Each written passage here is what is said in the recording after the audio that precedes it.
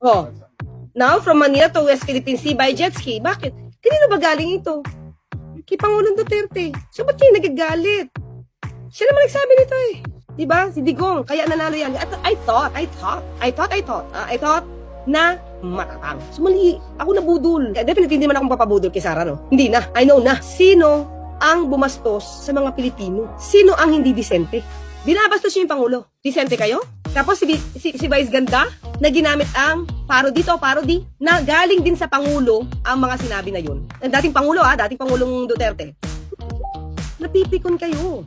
Kumakabastos kayo ng Pangulo, kumakabintang kayo ng walang ebidensya. Tinatawag yung adik, samantalang si dating Pangulong Duterte, yung adik, fentanyl at marijuana.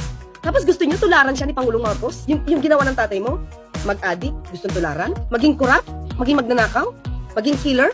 Yan ang mga pulisiya ng tatay mo dati. Hindi gagawin yan. Hindi siya gagamit ng fentanyl para mag-feel ng Cloud9. At hindi siya gagamit ng marijuana.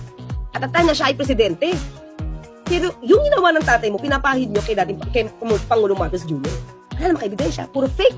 Fake news peddler kasi kayo. Pinag-usapan natin dito, kabastusan. So lahat ng kabastusan, mukha nang galing sa inyo. Hindi na kayo pinapatuloy ng Pangulo because disente ang Pangulo. Yung tama na ginagawa ng Pangulo, minamali nyo. Wala kayong nakikitang ginagawa niya na para sa bayan kasi tinatakpan yung mata nyo.